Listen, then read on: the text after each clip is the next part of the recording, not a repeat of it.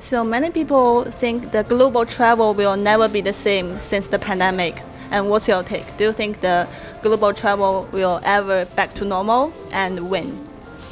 I think it will certainly be back to normal, but it will take 3 or 4 years.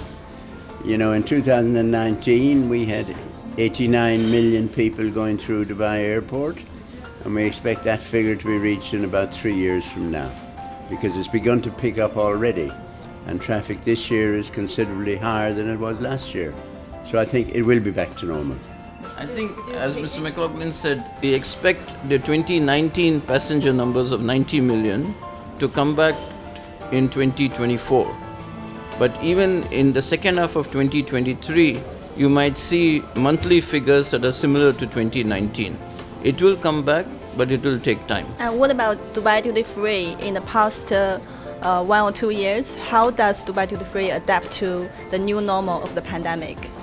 Well, of course, our sales last year were considerably down than the year before, but we're very happy with this year.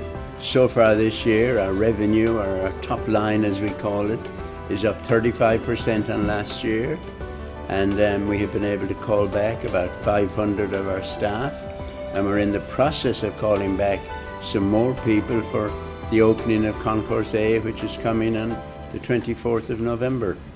So it is a positive story in the middle of a very difficult time. So one of the things that we had to do because of the pandemic was to reduce our inventory levels, because we had a lot of stock in March of last year.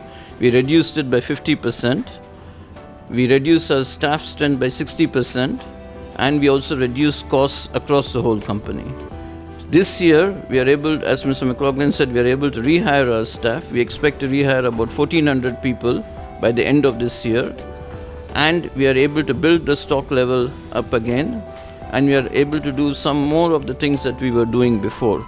So a combination of inventory reduction, cost cutting is what has helped us to be profitable from January onwards, and we think that the business is stable and now it will continue to grow. This year we would do about $900 million. Next year we would do in excess of 5.1 billion dirhams. So it's a positive story if you look at the next few months.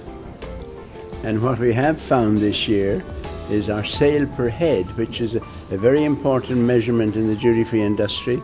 Our sale per head this year is considerably higher than it was last year, and certain figures we have gone from $40 to $53 per head, and that's a very positive thing, and it's continuing to grow. Are there anything new happening in the pipeline about Dubai Duty Free?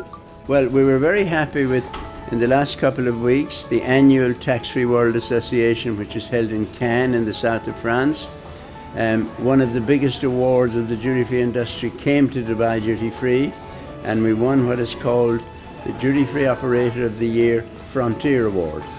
And it is in fact the 10th time in our history we have won it, but we were absolutely thrilled for ourselves and for our staff that this year we were the recipient of that award. So that's happening. What is happening new is, and it's worth saying, all the staff that we're engaging are all ex-staff. We're not engaging any new staff until we have looked after the interests of all our old staff.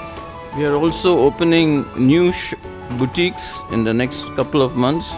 The Louis Vuitton boutique is opening in December, the Cartier boutique in January. As Mr. McLaughlin said, Concourse A is opening on the 24th of November. After Concourse A opens, 90% of our retail areas will be open.